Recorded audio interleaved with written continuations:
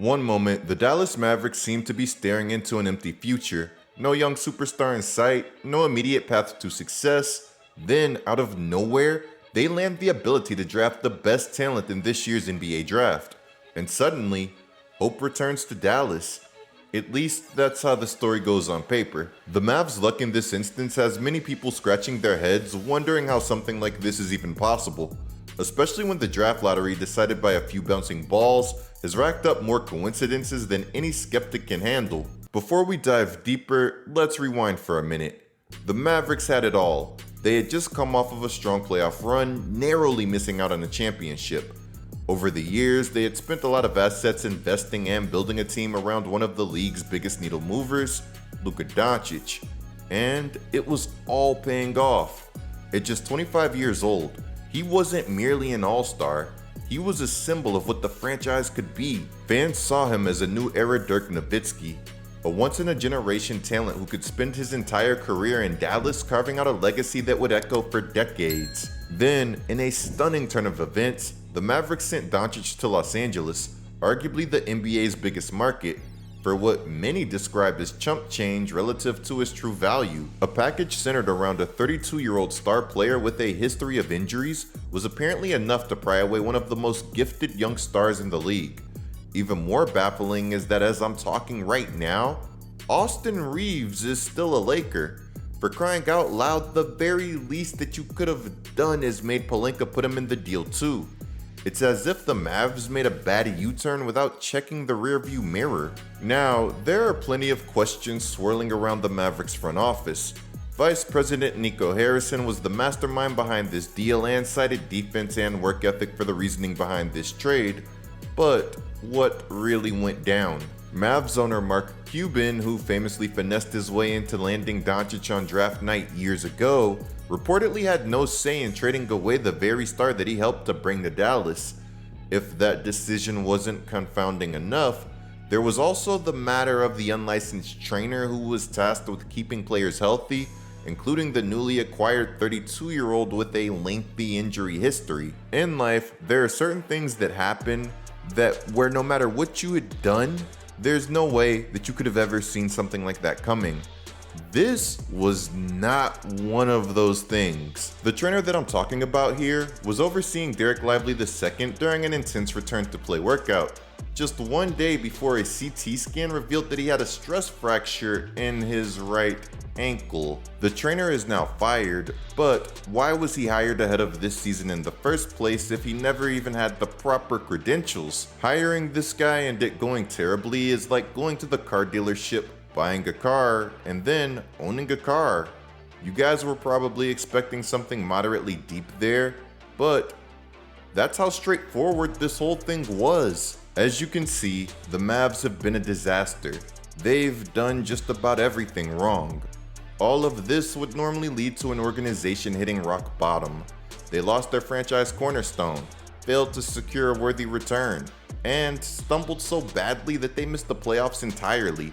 In the midst of all of this, they had the audacity to raise season ticket prices by an average of 8% for the next season. By all means, that should spell disaster, but instead, the Mavericks just miraculously won the NBA draft lottery with a mere 1.8% chance of landing the top pick. Some people will say that something like this is pure probability, a coincidence if you will. On the other hand, others are asking the big questions. The Mavs just helped the Lakers stumble their way to another generational superstar, and after doing so, they just so happened to get the number 1 overall pick in the 2025 NBA draft, when the chances of them doing that were already extremely low. How is that not something more than a coincidence? For those of you who are unfamiliar with the NBA draft lottery, I'll give you a really simplified description of it. Basically, it's an annual event held by the NBA in which teams who had missed the playoffs go through a lottery process where ping pong balls are drawn to determine the draft order in the NBA draft. This ping pong ball process determines the first 4 draft picks, with teams with better lottery odds having a higher chance of securing a top pick. The best odds to win the number 1 pick go to the 3 worst teams in the NBA record-wise. The remaining 10 lottery teams will select in positions 5 through 14, in inverse order of their 2024-2025 regular season records. For teams that had the same record at the end of the regular season, there are tiebreakers and all of that stuff too. The lottery wants to reward bad teams with talent so that they can be good again, but they don't want teams to be bad on purpose, hence the NBA holding a lottery in the first place and now trying to keep the odds of winning it relatively close together. The NBA's 4 worst teams from this past regular season are picking 4, 5, 6, and 7. Do what you will with that info. Per the NBA's website, the actual lottery drawings take place in a private room just before ESPN's broadcast of the results. Select media, NBA officials, and reps from participating teams attend these drawings. And to conduct the drawings, the NBA uses a lottery machine that is manufactured by the SmartPlay company. Before the drawing, SmartPlay weighs, measures, and certifies ping pong balls used in the drawing. You know, they want to make sure that no funny business is going on. Let's talk about some of my favorite coincidences. In 2003, the Cleveland Cavaliers won the NBA lottery, securing the #1 overall pick and securing the opportunity to draft hometown hero LeBron James. Listen, man, during the ball drop, during the lottery drop, Cleveland got the #1 pick. I just don't think that was. Just, Whoa, what are you coincidence. saying? Don't you see? Wemby with the Spurs. Oh my God! Let's keep LeBron home. You know what? Patrick Ewing to the Knicks. Derrick Rose to the Bulls. Like, I understand the assignment, guys. I had to make sure that, I had to do my part. I didn't want to be I just didn't want to be man. Like. In 2008, the Chicago Bulls won the NBA lottery despite having the 9th best odds and a 1.7% chance to do so. It just so happens that the hometown kid Derrick Rose was slotted to be the #1 overall pick for that year. In 2011, the Cavs got the first pick after LeBron James had just left the summer prior. In 2019, the Pelicans got the #1 pick after Anthony Davis was on the way out.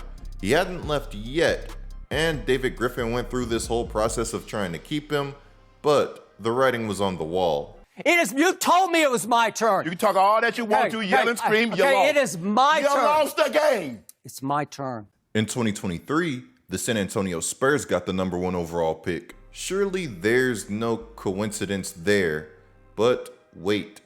Tony Parker is the greatest French player of all time. He's also a Spurs legend. Turns out, he's always been a mentor for Wemby. Also, the Spurs just have a tradition of having legendary big men. It was only right that Wemby landed there.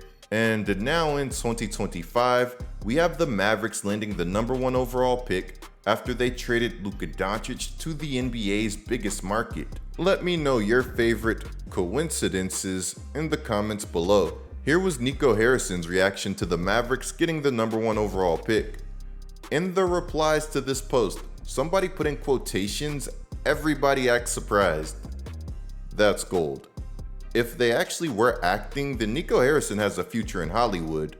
Pun intended. Mavericks CEO Rick Welts got wind of everyone screaming rigged, and he said this: "I'm the only person who was in this room and the room 40 years ago. I was in charge of the NBA draft lottery 40 years ago when Patrick Ewing won. I've been doing conspiracy theory stories ever since. This is very surreal, personally." I don't think that this statement did exactly what he thought that it would do, but in his defense, I have seen a number of media members come out and talk about being at the drawings before. If the New Orleans Pelicans get the top pick in the NBA lottery next year, then everything's all good. Seriously, I don't think it's rigged, but the coincidences are crazy. Let me know what you guys think down in the comments below. The Mavericks could potentially put a lineup of Kyrie Irving, Klay Thompson/Max Christie, Cooper Flagg, Anthony Davis, and Derek Lively II on the floor at some point next season, assuming that Kyrie remains in Dallas and his ACL recovery goes relatively well. Also, assuming that Nico Harrison doesn't go too crazy and trade the pick, which regardless of any report that comes out, that's something that I wouldn't rule out. But you would have to think that Mavs ownership and Nico Harrison himself doesn't let those intrusive thoughts of his win in this situation. He said that defense wins championships, right? Well, he just got granted the luxury to draft somebody who can be one of the league's best defenders the moment that they lace them up. NBADraft.net compares Cooper Flagg to Scottie Pippen. That's all that I'm going to say. Anyways, there's some more going on in the basketball world that we need to be covering, so clicking one of the videos on the screen right now is a great way to support this channel. I'm GetLikeCoop, bringing you guys the scoop until our next upload.